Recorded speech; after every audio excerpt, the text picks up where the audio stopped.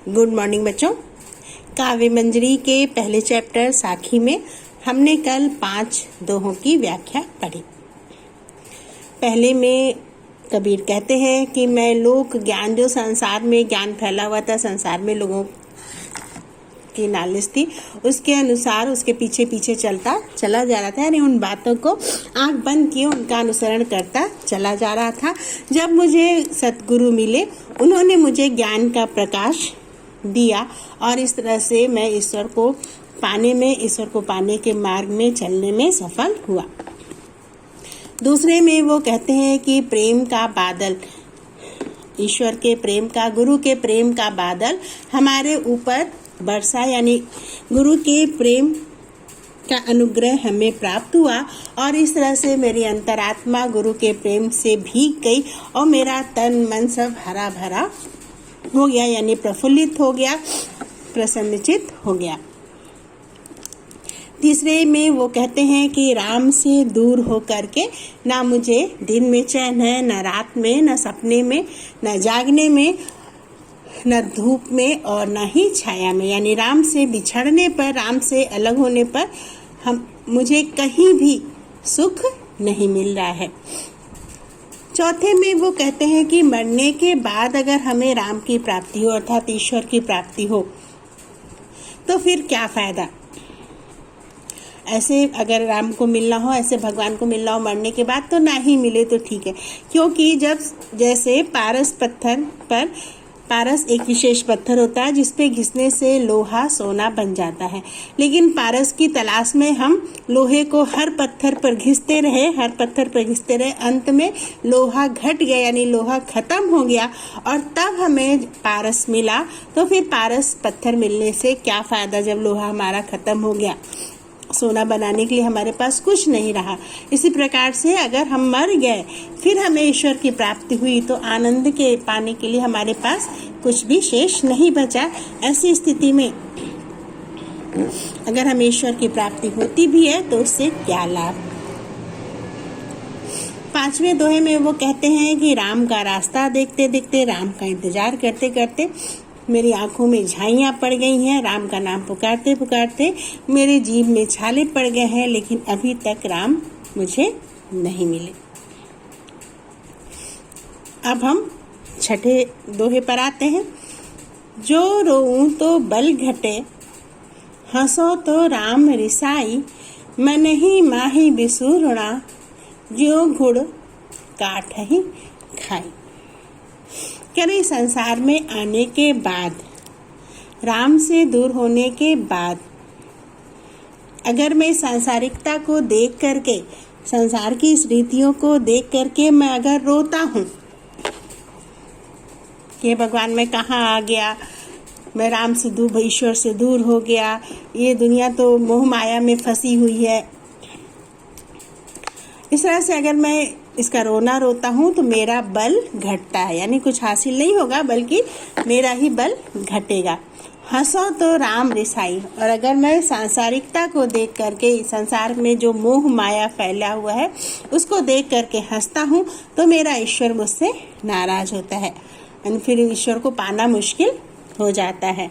अब ऐसी स्थिति में मन ही मन बिसूरना, मैं मन ही मन में दुखी हूँ, मन ही मन में रोता हूँ, मन ही मन अंदर ही अंदर मैं घुटता चला जा रहा हूँ। जो घुड़ काट ही खाए, घुड़ यानी घुन एक प्रकार का कीड़ा होता है जो धीरे धीरे लकड़ी में छेद करके लकड़ी को कमजोर कर देता है। तो जिस तरह से वो घुन काट को खा करके खाते खाते उसे कमजोर कर देता है, इसी तरह से राम से दूर होने का, इस संसार में फंसे लोगों के माया जाल को देख करके, सारी चीजों को देख करके मन ही मन मैं भी अंदर ही अंदर घुटता चला जा रहा हूँ और मैं कमजोर होता चला जा रहा हूँ। राम से अलग होकर के ना मैं रो सकता हूँ और ना मैं हंस सकता हूँ, क्योंकि रोने से कोई लाभ नहीं है, केवल मेरा बल ही खत्म होगा। अगर इस सांसारिकता में फंस जाता हूँ, इन सारी चीज़ों को अपना लेता हूँ तो मेरा ईश्वर मुझसे नाराज हो जाता है। इस दुविधा की स्थिति में मैं अंदर ही अंदर घुटता चला जा रहा हूँ, उसी तरह से जैसे घुन काठ को, लकड़ी को खाकर कमज़ोर करता है, वैसे ही राम से बिछड़ने का ये दुख हमारे मन को, हमारे शरीर को कमज़ोर करता चला जा रहा है। 7वें साखी में कबीर कहते हैं, पर्वती पर्वत मैं फिरा, नैन गवाए रोई, सो बूटी पाऊँ नहीं, जाते जीवनी होई। कबीर जी कहते हैं कि पर्वत पर्वत मैं फिरा, यानी राम को ढूंढने में, ईश्वर को पाने के लिए मैं जगह जगह भटकता रहा। नैन गवाया रोई, और राम को पाने की लालसा में राम से दूर होकर के, रोते ईश्वर से दूर होकर के मैंने रोते रोते अपनी आंखें गंवा दी। नहीं, राम को ढूंढते ढूंढते मैं पूरी दुनिया में, ईश्वर को मैं पूरी दुनिया में भटकता रहा, ढूंढता रहा, और ईश्वर को पाने के लिए उससे दूर होने के विरह में मैंने रोते रोते अपनी आंखें भी गंवा दी। लेकिन सो बूटी पाऊँ नहीं, जाते जीवनी हुई, लेकिन मैं राम नाम की वो बूटी मैं नहीं पा सका। बूटी यानी दवाई, दवा, राम नाम की वो दवा मैं नहीं पा सका जिससे जीवन को बचाया जा सके। यानी अगर हम इस संसार में ईश्वर को ढूंढते हैं, जगह जगह भटकते हैं, उसको ढूंढते फिरते हैं, तो वास्तव में वो हमें नहीं मिलेगा। वो राम, वो ईश्वर जो हमारे जीवन का आधार है, वो उसको ढूंढने के लिए मैं जगह जगह भटकता रहा, हमेशा उसको पाने के लिए उससे दूर होकर के मैं रोता रहा, लेकिन कहीं भी वो मुझे प्राप्त नहीं हुआ। 8वें दोहे में कबीर कहते हैं, आया था संसार में देखण को बहुरूप, कहे कबीरा संत हो, पड़ी गया नजरी अनूप।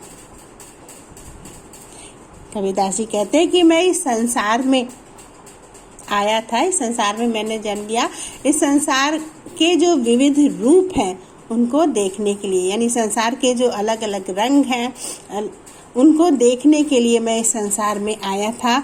लेकिन चूंकि मेरा मन संत है, इसलिए इस संसार के राग रंग में, भोग विलास में वो नहीं फंसा, बल्कि पड़ गया नजर अनुबढ़ की, ईश्वर को पाने का जो साधन है उस पर मेरा नजर है, ईश्वर पर, ईश्वर को पाने की लालसा पर मेरी नजर टिक गई। यानी भगवान को पाना ही मेरे जीवन, उस परम ब्रह्म को पाना ही मेरे जीवन का लक्ष्य बन गया। क्योंकि स्वभाव से मैं संत था, इसलिए भोग विलास में, दुनिया की सांसारिकता में, यहाँ के राग रंग में मेरा मन नहीं लगा। यानी आया तो संसार में, मैंने यहाँ पे बहुत सारे राग रंग, भोग विलास, बहुत सारी चीज़ों को देखने के लिए आया था, लेकिन मेरा संत मन इन सारी चीज़ों में नहीं रमा, बल्कि उस परम ब्रह्म ईश्वर में मेरा मन रम गया। उस अनोखे रूप पर ईश्वर के मेरी नज़र जम गई, मेरी नज़र पड़ गई। उसे ही पाने की लालसा में मैंने अपना जीवन लगा दिया। अगला दोहा हम पढ़ते हैं, जब मैं था तब हरि नहीं, अब हरि है मैं नाही, सब अंधियारा मिट गया, जब दीपक देखा माही। कबीरदास जी कहते हैं कि जब मैं था, यानी जब मेरे अंदर अहम का भाव था, अहंकार का भाव था, तब मुझे ईश्वर की प्राप्ति नहीं हुई।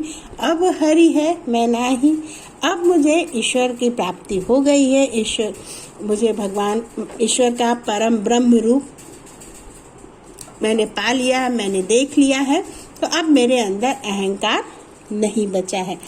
अब जब ईश्वर का वो परम ब्रह्म रूप मैंने पा लिया, उस पर ब्रह्म को मैंने पा लिया, तो मेरे अंदर से सारी अज्ञानता का अंधियारा मिट गया।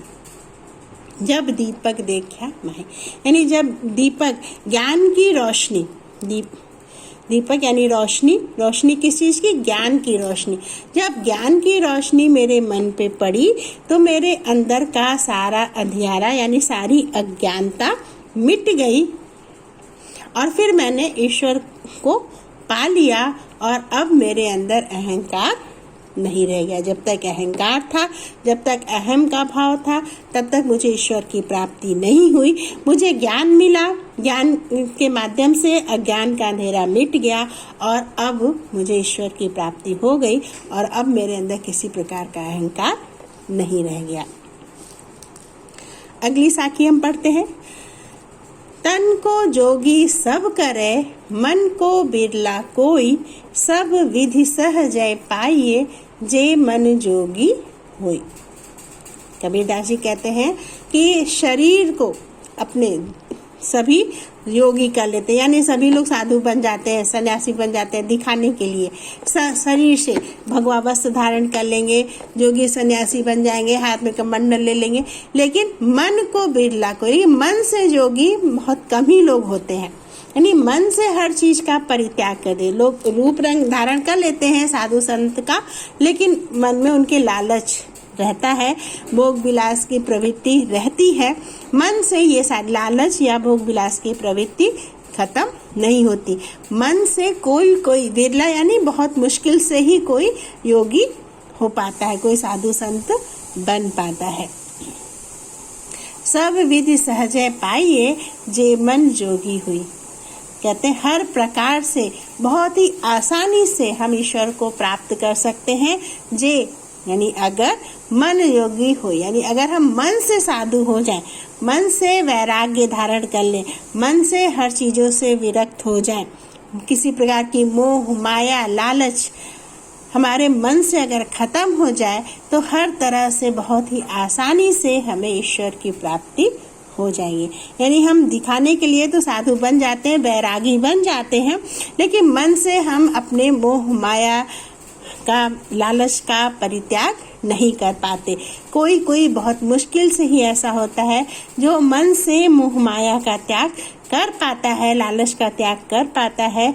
और ऐसा व्यक्ति जो मन से योगी हो जाता है, मन से वैरागी हो जाता है, मन से मोह माया राग रंग भोग विलास से दूर हो जाता है, वो बहुत ही आसानी से सहजता से ही ईश्वर की प्राप्ति कर लेता है। इस प्रकार हमने देखा कि कबीर ने ईश्वर से दूर हो करके जो उन्हें मानसिक पीड़ा है उसका वर्णन उन्होंने किया है इन साखियों में।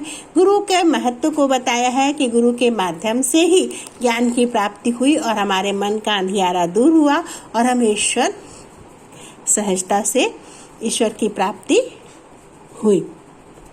साथ ही साथ उन्होंने ये भी कहा है कि ईश्वर को अगर पाना है तो अपने अंदर के अहंकार को छोड़ना पड़ेगा, अपने अंदर से मोह माया भोग विलास लालच इन सारी चीजों का परित्याग करना पड़ेगा, तब हमें ईश्वर की प्राप्ति आसानी से हो सकती है।